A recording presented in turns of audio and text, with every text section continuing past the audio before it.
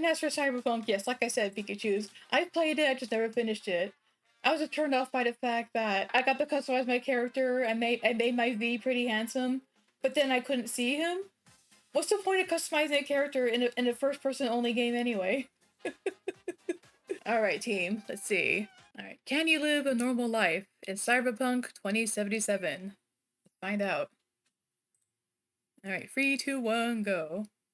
Be like to live in Night City from Cyberpunk 2077 if you were just a regular person? Like, if you needed to have a job, commute to work, and get food and stuff, what would that look like? This question has always fascinated me, so I came up with a little experiment for myself. I'm going to live for 7 straight days in Cyberpunk 2077, Brilliant. which means I'm going to find a place to call home and come back there every single night to sleep. I'm going to find a place to work and go there every single day for hours at a time. I'm only going to eat in real life when my character is able to eat in-game, and I'm even going to buy real-life foods that match the types of foods available in Cyberpunk.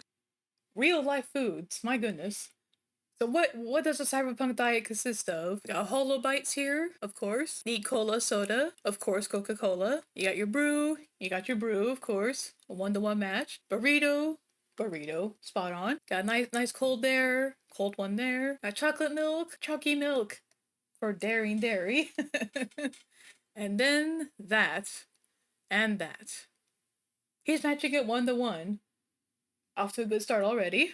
So I have similar nutrients flowing through my body. But the thing that's really going to make this difficult is that the Cyberpunk day-night cycle is 3 hours long. So living 7 straight days is going to take 21 hours, which is 21 hours of walking to the same buildings, seeing the same people, and doing the same monotonous tasks. And I'm going to do it all in one sitting. I've got lots of other crazy rules to share with you about the challenge, but first we need to figure out the details of our fictional life, starting with where we're going to live.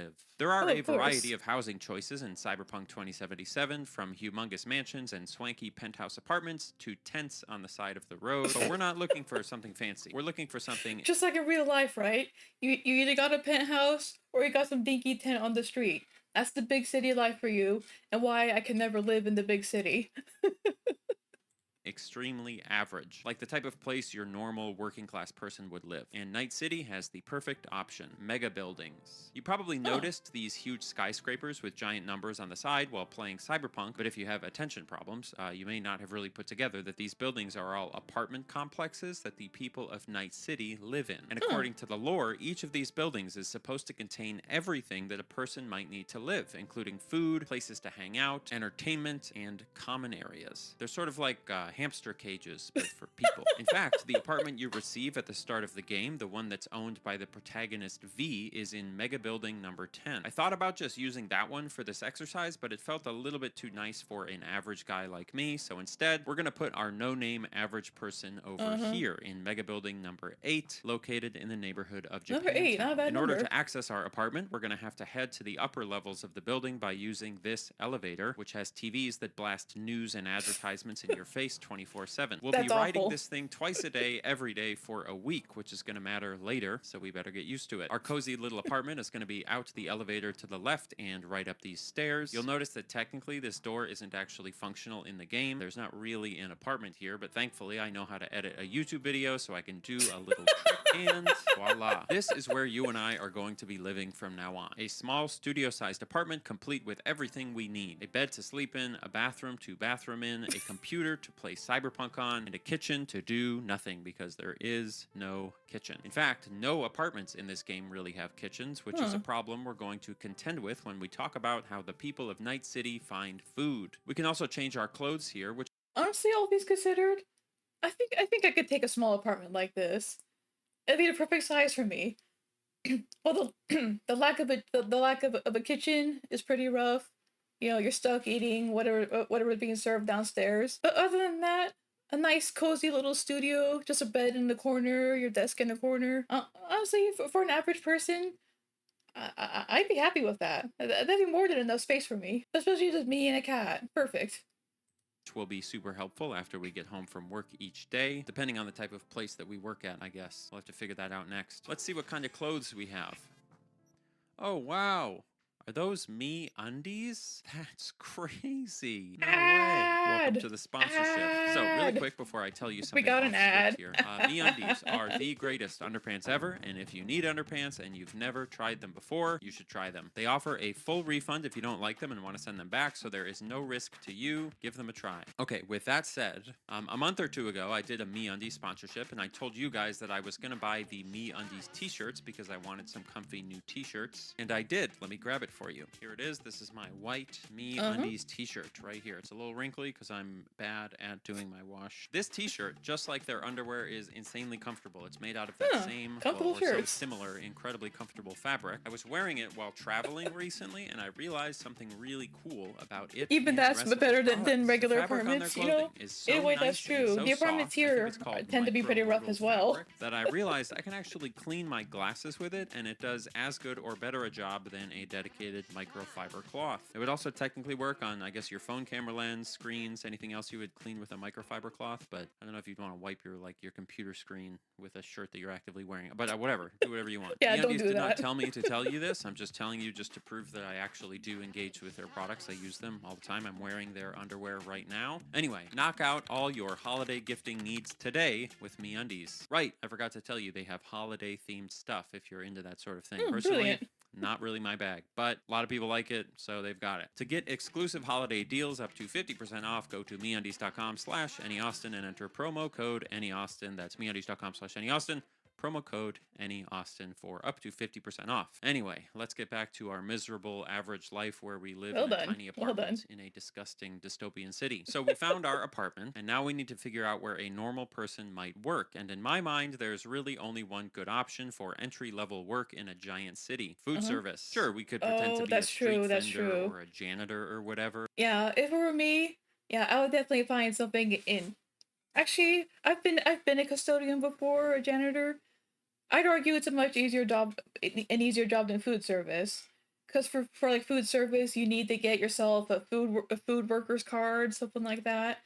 A janitor, you really don't need a license. You just need to know how to clean things. If it were me, I'd be a janitor. But Night City's lower class is built on entertainment and hedonism, and the quickest way to get into that industry is through restaurants. Now, we're going to want to find a restaurant that's within walking distance of our apartment building because the train system in the city doesn't have nearly enough stops to be useful for commuting to work, and the fast travel mechanic, which I assume is representative of a taxi service, would be much too expensive for a working class Joe Schmo like me to use every single day. The best option for work I could find here is this little place tucked in an alley a few blocks away from our apartment called Jiao Zhong Mao, also known as a Ginger Panda. This is a sit-down restaurant, which is great because it means better tips, and it also means we're not just going to be standing behind a counter all day. These are my two co-workers who actually make the food and tend to the bar. Honestly, I've worked in food service as well. I used to work at Cinnabon, and my coworkers were pretty chill like this too. You know, we had a pretty chill team, and you got it right. You know, you're stuck there in a hot plate 8 hours a day. You should at least try to get along. And no worries, Pikachus, we'll be here. And my job will be to manage tables, take orders, and keep the place clean and tidy. I didn't know it yet, but these two workers and a handful of our customers were about to become the closest thing that I had to friends for the next 20 hours. But first, the big question here is, how long is my shift? Imagine saying your only friends are work friends. There's a little bit of lore in Cyberpunk that we can actually reference to figure this out. There is a shard in the game that you can pick up and read that makes... Yeah, Nightcore. While this hometown product can't compete with the biggest international players in terms of budget or ambition, they certainly know how to spoil their staff. Nightcore snuck into our Big Five after a recent announcement to reduce the mandatory work week to just 80 hours. Oh, thank God for that. Just 80 hours. They are a must-apply for all your family-focused folks out there. Thank our corporal overlords for lowering the work week to only 80 hours. Be grateful, you little pleb. Oh my gosh. Mention of the fact that an 80-hour work week in this game would be considered desirable at a big tech company in the city. And another piece of lore mentions a device you can get that can make it so that you only require... Oh my gosh. The Tri-Check sleep inducer, yeah. The Russian sleep consists of a small device with electrodes, which are placed on each eyelid and the nape of the neck. A small current then passes through the brain, putting a person directly into deep sleep. Straight to REM, huh? Users can get a full night's sleep in 2 or 3 hours. Not gonna lie, that sounds wonderful. If not turned off via the integral timer, the user will eventually be awakened by hunger. You know, it's all dystopia and everything, but something like this sounds like a silver lining. Getting your full sleep cycle in just 2 hours? Yes, please. Sure, that just gives you more time to work for your corporal overlords. But at least you'll be exhausted doing it, right? Yeah, yes, please take all my money and give it to me right now. I want full night's sleep after only 2 hours. Honestly, we're nowhere close to a cyberpunk future, but something like this, hopefully within the next 20 years, right? or 3 hours of sleep per night to function normally. My guess would be that these things would apply more so to your corporate workers rather than a lowly server. That said, we're going to assume that the world of cyberpunk has really good and cheap stimulants as well as a minimal labor protection. So our character is going to work 12-hour shifts 6 days a week with 1 day off, and we're going to sleep a minimum of 6 hours per That's night. rough. Feels like a reasonable Our little cyberpunk guy's style off to a good compromise. start. We'll work out the details of when each shift is going to be later on, but next we have to figure out where we're going to get food. So you remember how earlier I mentioned that our apartment didn't have a kitchen and that most apartments in this game don't have kitchens? It also turns out that there aren't really grocery stores in Night City. All of the purchasable food is in convenience form, either from vending machines or corner stores, and the only exception to that are the food stalls and restaurants. Most Oh, no likely, grocery this means that stores. mass-produced synthetic food has become so cheap and standards of living so reoriented that people basically just eat out of vending machines for most meals. You can see good evidence of this by the fact that the player character's apartment in the game literally has vending machines inside of it, from which you can order basically anything you might need to get by, not just food. How convenient! Get me one of those. What this means is that Yeah, that sounds pretty good, doesn't it? The psychological effects of a sleep inducer. Hopefully a good one, right? If because if your body gets the full, sleep cycle it needs, the full 8 hours, it puts you in a much better mood. And happy workers work harder. So these dystopian corporals got something right.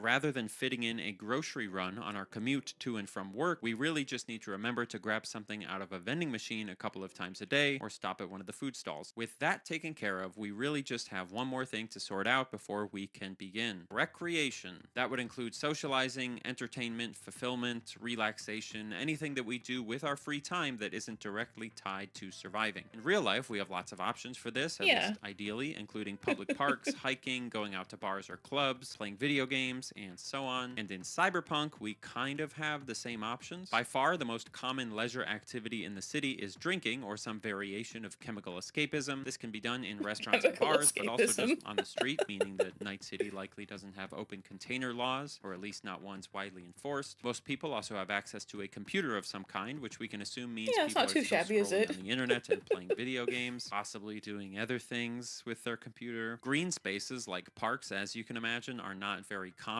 but there are a few places near where we live that kind of qualify, like this walking path along the canal here, or this plaza area with benches and sculptures. Not exactly going to Not feel like a bad, not breath of bad. fresh air, but it's slightly less claustrophobic than sitting in a back alley people watching. And then the last accessible entertainment option for us would be the various clubs across the city. None of these are super close to where we live, but with any luck, maybe after work we'll have time to get to the train station, head across town, have some fun, and get home in time for work the next day. If we were richer, we might be able to do some higher class entertainment activities like brain dances, which is sort of like VR, but Oh my god. That's a nightmare, man. Oh my god. We have VR sets right now, don't we? My goodness. Yeah, I think that's why I really like this channel. You're considering questions that the original authors and stuff never intended. Just doing research to say, could I live in this fictional world here? I think you would undo it pretty fast, yeah.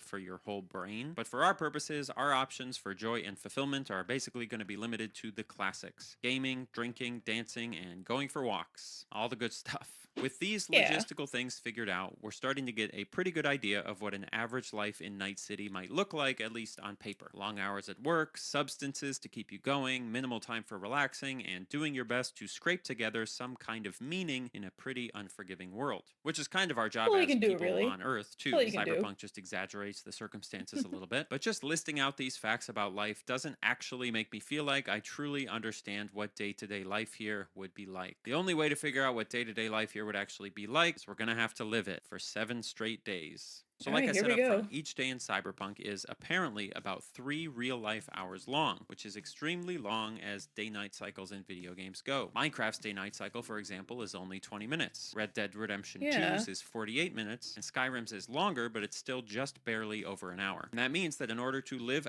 Yeah, a lot of games are really good in day-night cycles. I think Lego Fortnite has a pretty short day-night cycle, like 20-minute days or 15 minutes at daytime, 5 minutes at nighttime. Yeah, and Fallout 76 is in about the same ballpark. So it's not a full few hours, but it's still a pretty good length of time. Out 1 week in Cyberpunk time, I'll have to play the game for about 21 hours straight in Earth time. Each of these days, I'm going to expect myself to get at least 6 hours of sleep, and all but one of the days I'll be working a shift at the Ginger Panda from noon to midnight, which will be about 90 minutes of real-life time, which means that over the course of the experiment, I'll be spending 9 hours doing nothing but standing inside this one building in Cyberpunk 2077. I'll get 1 day off during the week, which I can use for anything I want, but I have to make sure that no matter what I do, I get a minimum of 6 hours of sleep, and I cannot be late to work the next day. If I am, the whole experiment starts over. In order to make this exercise as immersive as possible, of course, anytime that I want to eat in real life, I'll have to make sure I'm able to do that in-game, which also applies to drinking things. And also, like I said, I've lined up a bunch of foods that correspond to foods that are available in our area in the game. The only catch here is that because days in Cyberpunk are 8 times faster than real life, any food or drinks I consume will need to be 8 times smaller than their normal serving size. So I'm subjecting myself to the same cycles of hunger and thirst that our in-game character will be experiencing. That's dedication, yeah. Last but certainly not least, I'm only going to be able to use the restroom if I can actually get to a bathroom in the game. So that'll be fun. Let's begin the experiment. Day 1, here we go. I started this experiment at 10 a.m. in-game, but in real life it was about 7 o'clock in the morning on a Sunday, and for maximum immersion, I had not eaten or drank? I hadn't had anything to drink all morning. So the first thing I wanted to do was start to get a sense of where near my apartment I could grab some kind of breakfast and some kind of caffeine, and thankfully there was a vending machine in a small alley next to our apartment building that had both coffee and some kind of milkshake thing. I snagged both, grabbed a seat on some nearby stairs, drank my real-life 1/8 sized coffee and shake, and did a few minutes of people watching before heading down the street for my first shift at work. Now, you're probably realizing, just like I did, that if I just woke up in real life, I was going to be a lot more than 1/8 normal hunger. You know, having an eighth of a protein shake isn't exactly going to fill me up in the morning. But my thinking was that while early on I would probably be slightly hungrier than my character might actually be in-game, over time that line would even out because I'd be eating small quantities fairly frequently and cycle. Yeah, that's a good and that's a good way to diet too as well. Yeah, to spread out meals over the day. Same with hydration. In my dieting journey, I've learned that it's better to spread things out over the day rather than to binge all at once. Especially water, you know, because you don't want the water to just go right through you. Water needs time to do its thing. So yeah, that's spot on. Of hunger would follow the same motion in real life as they would in the game, which is the important part. Once I arrived at work, the first thing I did was get acquainted with my coworkers and then go around checking to see what kind of customers I might be dealing with over the next 12 hours. Some of these customers were nice. What a lovely day. Some of them were mean. Lost, honey? And some of them were pretty weird. I'm collecting knees.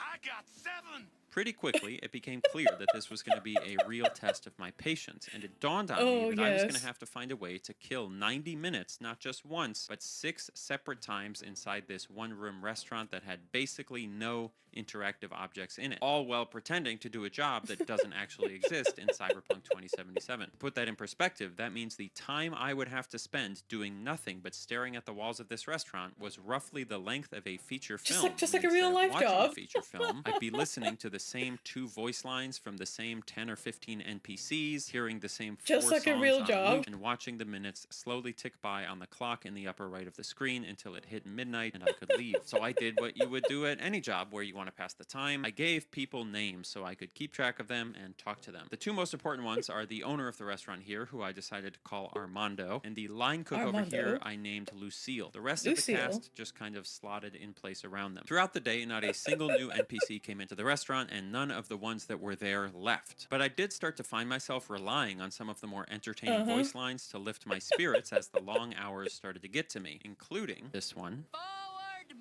march. And my personal favorite. Yeah?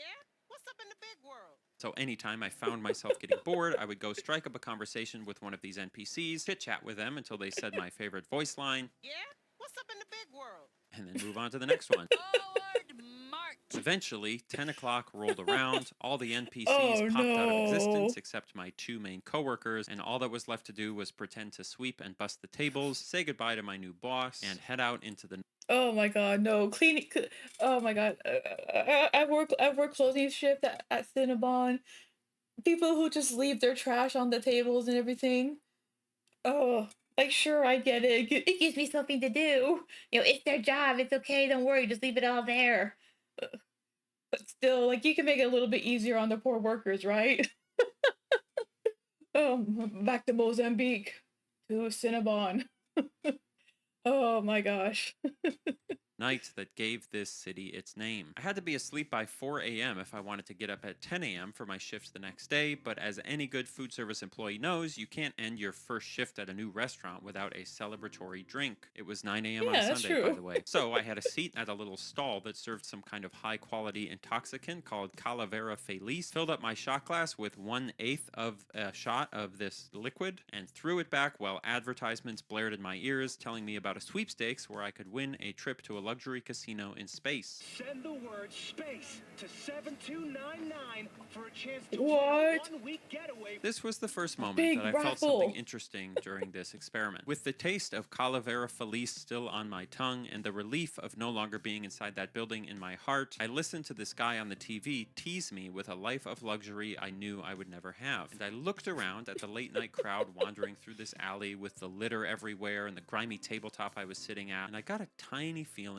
in my stomach. For just a brief second, my body, not my mind, but my body, felt a little melancholy feeling of actually being in this depressing alley. And I know it was just a random coincidence, but right at that moment, when the advertisement told me to text SPACE to 7299, I looked over at the food stall worker, and she was texting someone with a big smile on her face. I ended up going for a late-night walk after that and getting extremely lost in the tangled walkways of Night City's layered streets, but I made it back. It's amazing how the body is like that, right? How it can just, what's the word I'm thinking of? How it can immerse yourself, right? It's a bit of your mind as well, to really set yourself into the shoes of your character, this poor food store employee. It's amazing that his body started reacting to it. Home just in time to snag some water, head up the steps, and get to bed on time. Day 2. Off to a good start. Good morning, everybody. Day 2 started much the same as day 1. I got in the elevator, caught up on some advertisements, and grabbed my morning coffee and shake from the vending machine. Rather than sitting on the steps today, I opted to walk to work early and drink my 1/8 sized drinks in the alleyway next door so as not to be late. And while I was drinking my coffee, I had another weirdly immersive feeling wash over me. Oh, I'm not excited to go have another shift to this damn job. This is only number 2. But we signed up for this, and we had another long shift to get through, so here we go. Good morning, beautiful people at the Ginger Panda. The one thing I was eager to see is whether or not the NPCs were going to cycle out from day to day, and as it turned out, it was a little more complicated than that. The main guy, Armando, is still here, and the middle staff member with the pink beard, who we called Paul, I believe, is here as well. But Lucille, the line cook, has been swapped out for a new girl. We decided to call this new girl Chloe, and she was going to end up being the person I talked to most throughout the whole experiment. Chloe, huh? Does she have a roommate named Max, I wonder? The customers are where things got interesting, because even though a lot of them had been swapped out, every single chair that had somebody in it on day 1 also had somebody in it on day 2. For reference, the layout of the Ginger Panda is like this, with tables around the edges and the bar in the middle, and these tables are the ones that always have somebody at them. Each of these tables also has a set animation that goes with it. So on this table, for example, whoever is sitting here is just staring at their hand all day. At this table, there's always one guy standing up and staring at another guy sitting down, and so on and so forth. This was fine, Something but it going did on mean there. that occasionally you would have an NPC that you really liked one day, What's up in the big world? who was now sitting in a new chair with a totally new personality. The fuck you smiling at? Which is a little sad, but I can deal with it. The other big change on our second shift is that I ran out of things to do a whole lot sooner. This is really a slog, Oh, no. Yeah, I am Oh, really no. bored, actually. This is an extremely boring job. Which makes sense, and if you think about it, it's actually very fitting, because real jobs are boring, but pretending to do a real job inside of a video game is actually even more boring, because there aren't any real people to talk to or real tasks to do. Yeah. This is also where the experiment stopped feeling like a cute idea for a video and started feeling like an actual challenge. I continue to have fake conversations with the customers, and I talked to our new line cook, Chloe, a lot, because her animation incorporated a lot of subtle nods or head shakes, which means I could kind of use her as like a magic 8-ball where I could ask yes or no questions, and she would kind of affirm or deny each one. Almost started to feel like That's a good way to get immersed in the project. she could hear me. How you doing, Chloe? You're like my number one coworker, I feel like. Well, Armando's pretty good too. By the end of the shift, I had also spent some time analyzing the ductwork on the ceiling and looking at other minute details that I hadn't noticed on day 1, but those were quickly running out as well. I hid in the restroom for a bit, just like a real service job, and eventually 10 p.m. rolled around, and just like last night, every single NPC disappeared into the void as soon as I looked away from them. The customers today were definitely less charming than the first day. Yeah. A lot of them were pretty rude, and there were fewer amusing voice lines to listen to, but my coworkers were starting to grow on me at this point. After work, I knew I wanted something to eat, so I grabbed one of the burritos from a vending machine on the other side of the street, as well as a Nicola, and sat down on a chair across from the Ginger Panda to enjoy it. Now that work was over, I found myself overcome burrito with after a work, feeling of not bad. relaxation, just sitting in an alleyway eating 1/8 of a microwave burrito and reminiscing about my day. Eventually, I walked back home, played on one of the available arcade machines for some relaxing stimulation, and then rode the elevator back up to my apartment for a good night's sleep. On to day 3. He's doing good. Good morning, everybody. Good Welcome to morning. Day 3. Another day, another elevator ride, another stop at our vending machine for coffee and a shake. I was visibly more irritated today than the last 2 days on my way to work. Oh, Why are no. you honking? I'm gonna do it. I'm gonna punch him. And it was starting to transition from this is a silly live stream to this is just actually really annoying and I'm not looking forward to it. But Oh, thankfully, no. along the way to work, I spotted a new group of vending machines that I hadn't looked at before, and I discovered they were carrying Hollow Bites pies, which are little sugary hand Bites. pies that I could take to work as a snack and use as a dopamine boost halfway through my shift. That would help with the monotony, That's what but pies even do. That's what still, pies I are good let out for. an involuntary "oh God" when I turned into the alley with the restaurant in it. It's I think the one I got second will be apple flavored. Oh god. And felt that very familiar feeling of not feeling ready to go into the building before your shift starts. But once noon rolled That around, is very I didn't real. have a It's a choice. very I real finished sipping my feeling. coffee across the street, and then it was time for another shift. Good morning, staff. How are we doing today, everybody? I'd kind of gotten into a rhythm where the first thing I did every morning was check in with the staff, say hi to the new dishwasher, ask Armando a question, in which he would always respond by saying, Yeah, I'm kind of in a rush here. and then go do a lap to get to know all of the new customers. There were a few regular I had a boss just like that. You couldn't ask him anything. Oh gosh, it was so long ago. When was it? When I was working at Cars, or Safeway? Yeah, I had a boss just like that. You couldn't ask him a darn thing. Oh hey, my my shift's almost over. Is someone gonna come spot me? Oh, not right now. I'm a bit busy. This challenge got a lot more real than I expected. I'm digging it. There's back in again today, which is always nice to see, including this lady in the blue jacket who had been with us all 3 days so far. But the one lady who didn't return was our number 1 girl from day 1. Yeah? What's up in the big world? Maybe we'll see her again tomorrow. Aside from those minor changes, the first few hours of the shift went by relatively quickly, and before I knew it, 6 p.m. was rolling around, and it was time for me to take my break and eat my 1/8 of a snack. Armando, I'm stepping out for a second. I'm gonna have a pie. Okay. Nice. We have a little 1/8 size of a little Hugh Biggs apple pie here.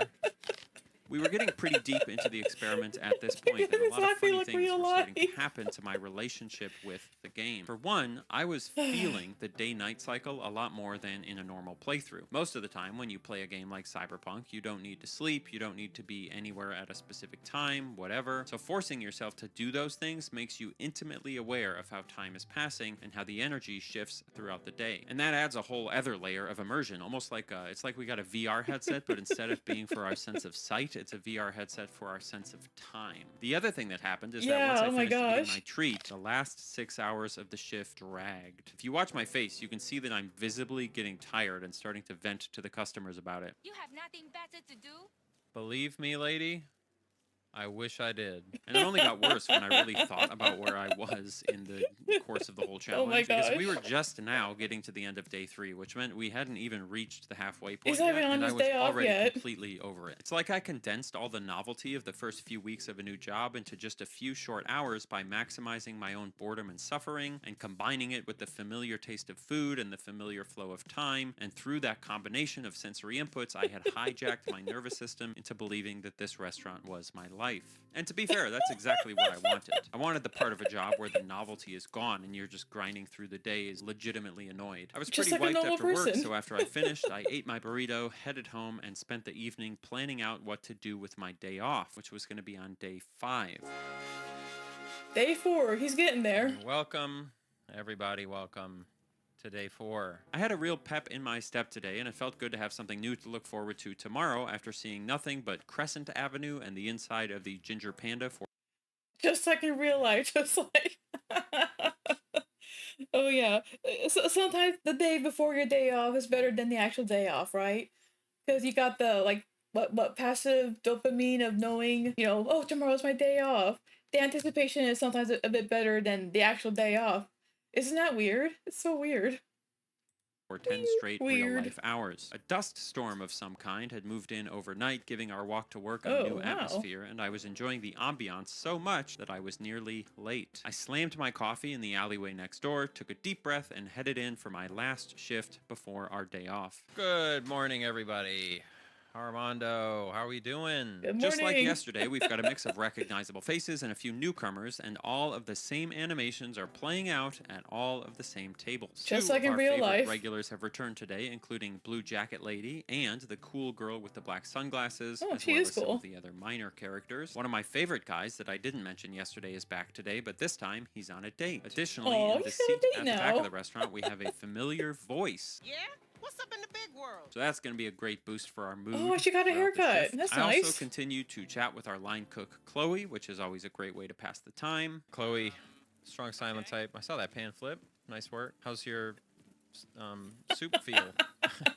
And at 6 o'clock, as usual, I took my break and had a snack in the alleyway. Before I knew it, it was 8 o'clock, my favorite song came on the jukebox, and I was actually starting to feel a little bit sentimental about this whole journey. Yeah, here's what would really get me. If you put together like a slideshow of scenes from my time at the restaurant with this song in the background, once this is over, unironically, I'd be like, aw, how nice is that? At this point, I also noticed that the bathroom rule never really ended up being a big deal because we were basically always at work, so we were always right near a bathroom. Thank goodness I picked a job with a bathroom. There's an argument to be made that in Cyberpunk they wouldn't give you bathroom breaks, but I don't know. Armando seems like a chill manager, and I don't think he would do that to me. Eventually, 10 o'clock rolled around, the NPCs left, and I had to try and look busy for 2 hours before I would be allowed to go home. I made small talk with Armando and Chloe. I ran in circles watching plates break, and then midnight struck and I clocked out, fully ready for a hard-earned day time off. for his day I decided off. against doing anything too crazy tonight so I could get up early tomorrow and have a full day of fun. So I snagged a burrito, ate it outside across the street like usual, and headed home.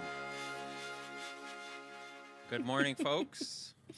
It's officially day 5. So it's It's his finally day off. Let's see our what he does day on his off. day And off. our goal today, which I'm very excited to share with you, is really to do 2 things. I decided that I wanted to go down to Pacifica because they He's have a gonna ride the roller roller coaster down coaster. there, and I think it would be fun to see a roller coaster after seeing nothing but that restaurant for a bunch of hours. So that's goal number 1. And then goal number 2 is I wanted to go to one of the nightclubs, and I picked one called Totentans. Since we're just an average working class person, we will not be using the in-game fast travel system because we can't afford all those taxi rides, which means instead we're going to have to use the train. Yeah, even in real life, would Uber across town to get to a club or to the amusement park. It'd be too expensive, man. He's like, I'm working minimum wage. I don't got time for that. Trains. I have to give CD Projekt Red an insane shout out for the trains in this game because I was really trying to avoid having to open up the map to navigate around the city, as I thought it would be less immersive, but it would also pause time, and I really didn't want to pause time. So one night after work, I spent some time studying the train stops in Night City, and I determined which stops I would have to get on and off, as well as how to walk to those stops from my house in order to get to these You places studied I the wanted map, to go. But the amazing. one piece of the puzzle that I didn't anticipate was that CD Projekt Red would have created an entire system of functional maps with individual train lines that you could read and navigate by, and that you Wow. could literally ride the trains. Like sit on the trains and watch the city go by out the window. For a game developer to go out of their way to design a functional gameplay system like this, complete with in-game tools to make it work without menus, and for that Wow. system to actually be less efficient than the existing fast travel system, but still more fleshed out and immersive, I think that's just an absolutely beautiful and amazing thing to put work in. That is an amazing thing. Wow. Dude, that was back when not with Cyberpunk, when CD Projekt Red actually cared, man. You know, in Witcher, Witcher Free, and Cyberpunk, this game started out as a mess, but still, to think they had this functioning train system in the game that realistically no player is really gonna use, but it's still there, for like immersion's sake. Man, what happened to the CD Projekt Red? And they used to put like quality into their work. There's been all sorts of hullabaloo about how disappointing Witcher 4 looks so far, which I do think it does look a bit disappointing. Of course, you have to wait for the game to actually come out. For all we know, it could still be a really great game. But trailers and stuff and commentary so far have not been very inspiring confidence. But we'll see what happens. Into. I really, really appreciated this among so many other things about Cyberpunk 2077 while doing this whole stream, and I wanted to just sincerely say thank you to those folks for putting in the work that they did, which goes for all game developers, honestly, every single one. Anyway, I made my way to the train station, rode the train down to one of the stops closest to my destination, and then walked a while to get near the roller coaster. It The roller immediately coaster. became clear that this new neighborhood I was in was not as safe as the one that I lived and worked in. Why is this roller coaster in like a decrepit land of horror? It was in such a state of disrepair that it made my little alleyway look like Disney World. People were just constantly setting off bombs and shooting at each other. The closer I got to the roller Oh coaster, my. the worse it seemed to get, until eventually I realized that the dreams I had of a roller coaster ride simply were not going to be possible because there was an armed gang threatening to shoot me. And this, I guess, is Oh, why people just stay in their fucking no. mega building and play video games and drink No. and go on the computer and use the He VR couldn't ride a headset. roller coaster in the Because end. trying to do something adventurous in Night City, somebody with a gun is just going to stand there and kill you. Frankly, if I was role-playing that's so appropriately, my sad. average working-class guy No. probably would have given up trying to get to the roller coaster a lot sooner, so I figured it would be unrealistic for me to push through, and I decided to cut my losses and just head back to the train station in defeat. It was a bummer, but that's life sometimes, and on the walk back, I ended up running into a lot of wholesome people who were making the best of living in this rotten place. I listened to this guy play guitar for a little Aw. while. I found someone else playing one of those metal UFO things, and I actually ended up having a seat with this guy who lived out of a small shack on the side of the road, and we Wow. talked for a bit about where I lived and worked and just about life in general. Live around here? Work. No, I live up in Japantown, actually. You can hear that I actually laughed at myself in the moment at the start of that clip because I heard myself talking to this guy and it was just like so earnest. I wasn't streaming at this point, and I think you can see it on my face. I was literally just talking to him like it was a real human being, and he was Yeah. even sort of responding, and it just struck me as so wholesome that I couldn't help but laugh at myself. Eventually, we took 1/8 of a shot of Calavera Feliz together and headed off to catch my train up to the dance club. The train Well, hopefully the club works out a bit better for him now, right? Oh, but how unfortunate about the roller coaster. He couldn't ride it because some punk gangs took over there. Oh, it's got to be rough being just a normal citizen in this world. You're not a badass like V. You can't just go beat up these punks. You're no Johnny Silverhand, man. That's awful. Train dropped me off a few blocks away from Totentans, and it took a little bit of wandering to find it because I hadn't studied the map enough, but eventually I stumbled across it and headed inside to try and let loose a little bit before my day off came to an end. The vibes in here overall are pretty great. There's a dance floor where you can dance, another shout out to CD Projekt Red for adding that button. There's a bar for drinks, there's a variety of lounge areas, and even a precarious balcony you can step out onto to look out over the city at night. I even ran into one of our regulars from the Ginger Panda throwing up over here. Whoa, wait!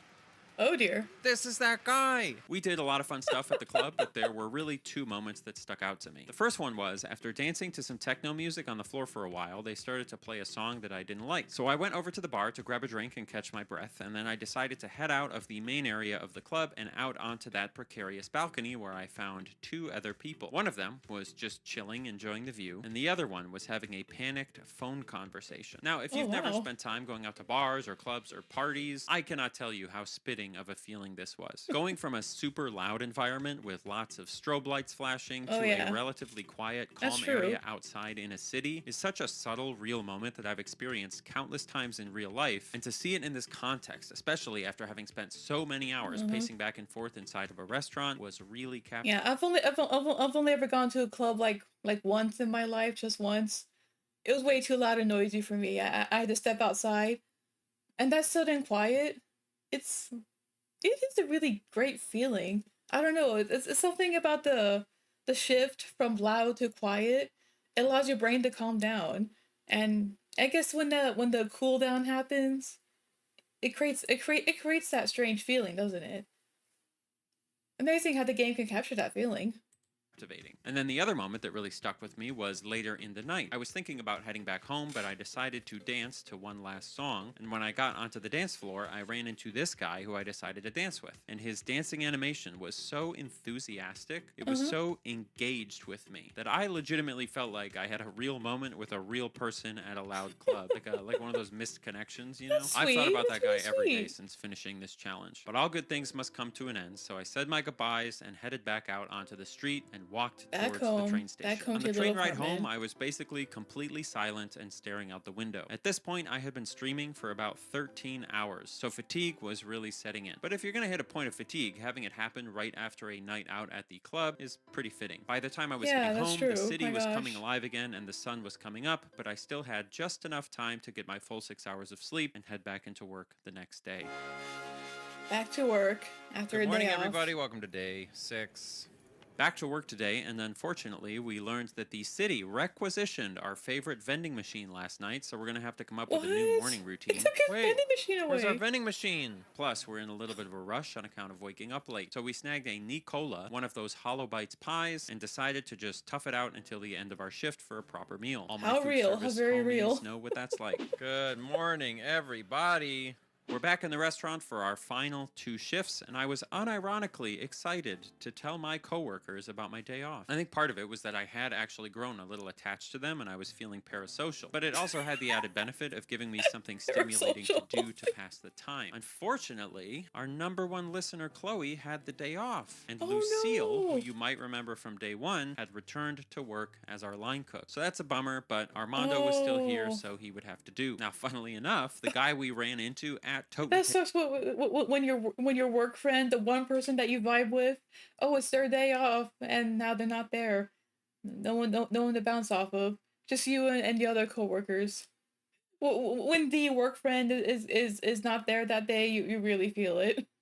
Pants last night, the guy who was throwing up all over the place, did not come into the restaurant today. I guess he must have stayed out a little bit too late. But there was this mysterious woman sitting in the corner back here. You look like you might have been at Totentans last night. Were you there? Do I know you? Oh, maybe you do. Maybe we met each other at Totentans. Did you stalk me all the way here? You rode the bus home or what? You're not going to tell me.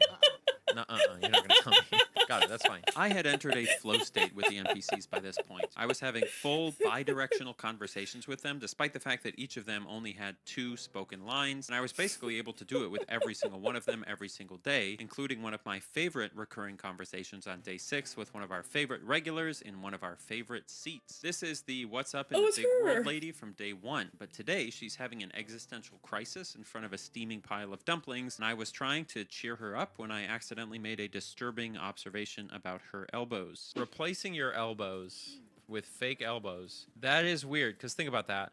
Then you have real flesh. Why even try? I'm not trying to freak you out. I'm really not. But you do have real flesh that you're moving, but it's not actually connected to the rest of your flesh. It's you're kind of telepathying like Oh my god, yeah, that a whole cybernetic limb is one thing, but just a cybernetic elbow? That is a bit bizarre, isn't it? Oh my gosh. No wonder she's freaking out. That is...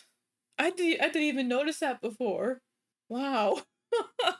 a piece of flesh that's physically now disconnected. Like you're controlling a hand. I'm freaking you out, aren't I? Oh god, nothing makes sense. The energy of day 6 is definitely different than previous days. I'm tired enough that I'm fully immersed in the exercise, barely thinking about what I'm saying, just slowly becoming one with the ginger panda. I was sort of like Bootstrap Bill, you know, from Pirates of the Caribbean, where he was like part of the ship, part of the crew. Yeah. Eventually, to pass the time today, I decided to count all of the little buttons on these non-slip mats on the ground. The answer was 5,452, and then I almost got into a little argument with Armando about his incessant chatter. You know, I'll be honest, Armando. Most of the time, I'm not talking to you. Yeah, I'm kind of in a rush here. Eventually, 10 o'clock rolled around, and everyone, including the lady having Oh, an Armando, existential crisis, classic. disappeared into nothingness, just like they always did. I wrapped up all my duties, and I said goodbye to everyone. I decided that, as a reward for making it through a long day, instead of a vending machine burrito, I was going to treat myself to some noodles from one of the street vendors near my apartment building. A Yeah, 1/8 treat yourself. size You portion, deserve of it. course. And then I headed in for an early bedtime to catch up on sleep. The end of the week. Let's see how it Good goes. morning, everybody. Welcome to day 7 of coming out of our apartment. I had finally made it to the final day. It was about 10 p.m. in real life at this point, and I had been streaming for close to 15 hours straight. But despite my general exhaustion, I was definitely feeling a little nostalgic. I took a little extra time to absorb the elevator ride and walk through my apartment lobby before grabbing my morning drink, grabbing a snack for later, and heading off to work. My hope for today was that we would get to come across a lot of our favorite customers one more time, hear I some of hope those so. iconic voice lines, and that the energy of it being our last day would help the time go by quickly. But really, my main concern at the time was whether or not the blue-haired line cook Chloe would return so that I could fill her in on my day off and say a proper thank you for helping me get through what was a long, frustrating, and meaningful experiment. But unfortunately, when I opened the door to say hello to everyone, Who the fuck is that? No. a brand new line cook was working today, not Chloe Chloe wasn't or Lucille, there. and it was actually the person who served me my noodles outside my apartment building last night. Now, obviously, the way this is working in the context of Cyberpunk is that the game has a set of line cook NPCs that they swap out randomly at any given line cook station in the game, and we must have just gotten lucky that for every other day of work, we had only seen 2 of these models in our restaurant. But this moment illustrates something No, that I think is really Chloe. amazing about both video games and the human brain, which is that in my head, I didn't really think to myself, oh, we got a random NPC, too bad. I thought to myself, I guess last night I must have told the noodle stand worker about my job, and then she came in this morning looking for a new job, and maybe Chloe called out today so that Armando decided to hire this new noodle stand lady on the spot. Just by sheer chance of numbers and a commitment to the role, my little brain fleshed out a believable story, which just goes to show how good the human mind is at picking up on patterns amidst total random chaos. And that's just what the human brain loves. The human brain loves habit, it loves patterns. It likes knowing what's gonna happen next. And if something doesn't fit it, your brain will scramble to find the proper explanation. And while immersed in the game, you know, because the immersion is so good, you're not thinking, oh, you know, the game just picked a different NPC that day. No, he's thinking, oh, Chloe called out, so Armando hired this new girl instead. Too bad he never saw Chloe again. Anyway, I processed that my favorite coworker wasn't going to be here for my last day and decided to try and get to work. Returning customers today include our friend who we ran into throwing up at Totentanz the other night, and I had a great conversation with him about what I was doing with my life after this job. Where are you off to? Oh, you know, I got bigger and better things. My time in Night Yeah. City's been really fun. It was nice to see you at the Totentanz. I noticed you didn't come in yesterday, which is reasonable. The lady in black sunglasses is back as well, another recurring character from day 1. The lady who followed us home from Totentanz yesterday is also back, sitting in the exact same seat, but now she's trying a new strategy where she acts all mad at me because her being flirty yesterday didn't work. The fuck do you one. But the real victory on our final day is over here. She's at the back. existential staring at your hand table. This lady, who has been with us most of our workdays, has come back again at the same table as yesterday, only instead of being in an existential crisis, her original personality from day one, the first personality that really gave us joy during this experiment, has been placed back into her body. Yeah?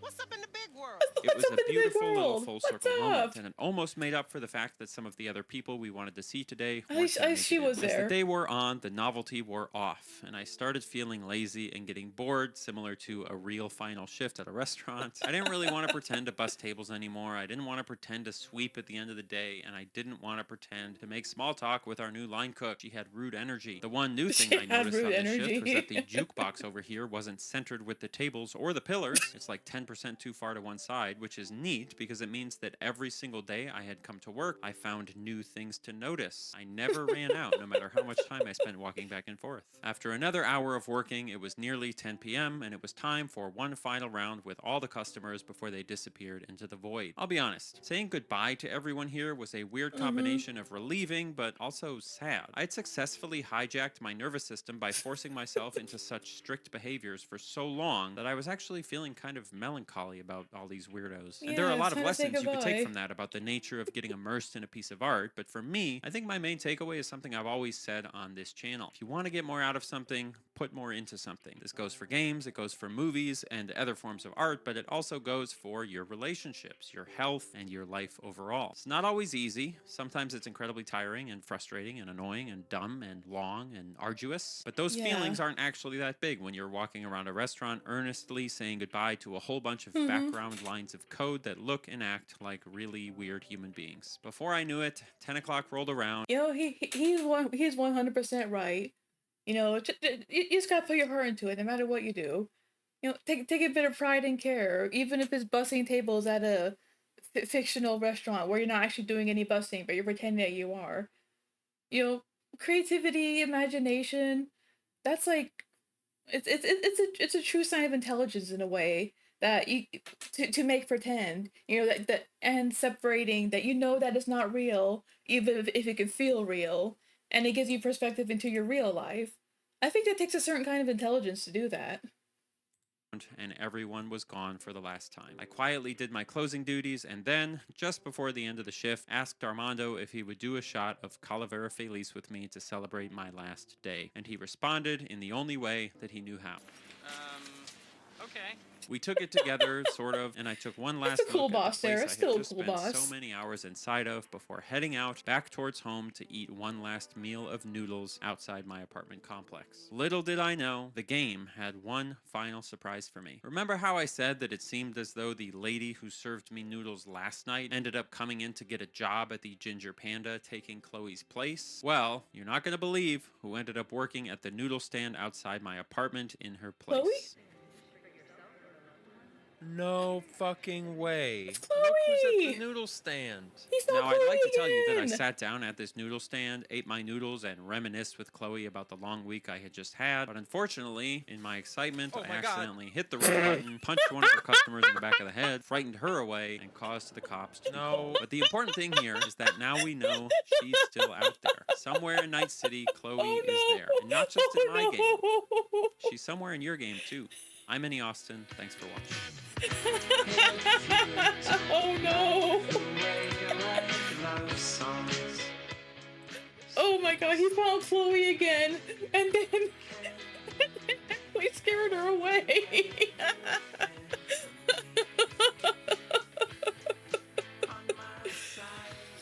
Oh my god, that was a hilarious video. Oh my gosh, a really good one here. That's the day in the life of an average cyberpunk. I guess he accidentally clicked an attack button in game. Yeah, and I guess in game when you attack an NPC, you know, obviously it puts you in trouble like it would in real life. So he found Chloe again, but then accidentally scared her away.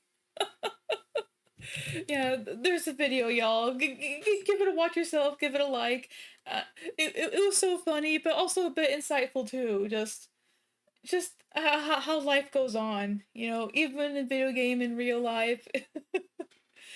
It's a very well done video. I loved it. That was a really great watch. Yeah, yeah. Check out Andy Austin. He does amazing videos like this. Just the things that are completely silly, nonsensical, that make no sense. Things no one would ever do, but still like insightful, immersive in a way. A really great channel. I highly recommend y'all check it out. The disappointment in not being to tell your favorite coworker about your day off because they don't work that day is so real. Oh no, here we go. Be me. Work as line cook at crappy restaurant in Japantown. Pay the bill, whatever, pays the bills, man. New hire comes in, literally just walks around all day. Comes up and asks me how's my soup is. Nods twice. He leaves. God, I hate the city. Oh no, poor Chloe thought about this man, right? Because sometimes you do get that one that one coworker that's a bit too earnest, right? Or a bit too friendly, and you're just trying to get for your shift, and they just won't stop talking to you. I had a coworker like that once. I absolutely loved them. They were so friendly, but my God, they could not stop chatting for the life of me. Like even during my break, I'm trying to decompress. I'm just trying to take it easy before my break. They would find me on my break time and I'm just nodding, smiling, nodding, trying to hint in the gentlest way that I would like to be alone right now. But I could never bring myself to tell her to you know, leave me alone because she was nice. She wasn't trying to be mean. She wasn't trying to, you know, maybe she was just lonely at work. So, but some people just go, just quietly endure. In true Night City fashion, he worked for a single week before being overcome with cyber psychosis and attacking someone, and then immediately being gunned down by the police. Well, that's a really well done video.